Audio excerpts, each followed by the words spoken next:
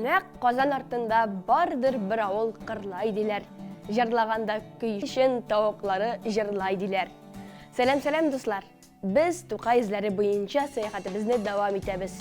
Бүген без Суаналы Шүрәлеле Яңа Кырлай авылында.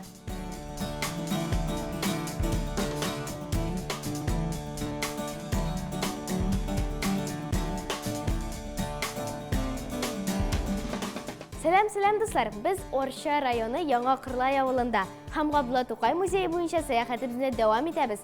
Бу зал шагыйрьнең Казанда яшәгән чоры белән бәйле. Кичкенәдән үк барыбызга да таныш булган әкиятләрне, шигырьләрне шагыйрь нәкъ менә Казанда иҗат итә. Менә бу стенд Габдулла Тукайның якын дусты Фатих Әмирханга багышланган. Казанда Габдулла Тукай, Галимҗан Ибраһимов, Сәгыйть Рәмиев, Галиәскәр Камал кебек танылган шәхесләр белән аралаша.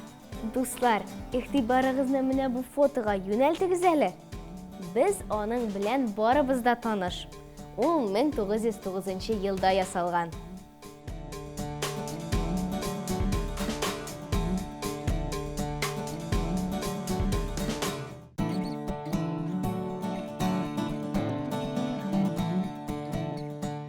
Ә менә бу Казанда Габдулла Тукай яшәгән Болгар кунакханәсеннән мебель. Дуслар, кем белә, бәлки нәкъ менә шушы өстәл артына утырып, Габдулла Тукай үзенең шигырьләрен иҗат иткәндер.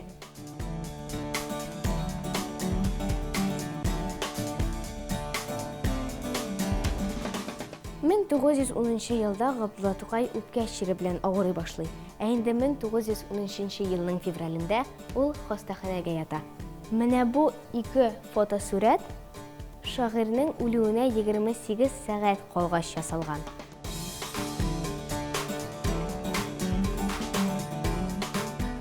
Мен 1913 елның 15 апрелендә Габдулла Тукай вафат була. Ә безгә дуслар шагыйрьнең мирасын белергә һәм саклап калырга кирәк. Шуны белегез.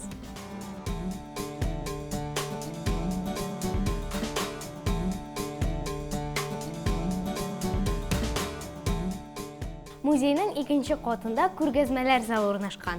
Монда без Тукай әсәрләре буенча эшләнелгән картиналар белән таныша алабыз.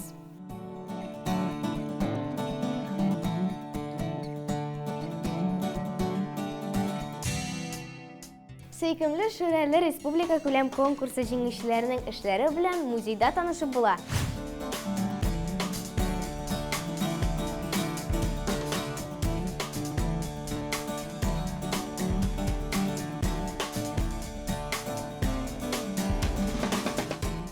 Габдулла Тукайның тормыш юлын һәм иҗатын һәрбер татар кешесе белергә тиеш. Мәгълүмат туплары өчен музей ишекләре һәрвакыт һәм һәркемгә ачык.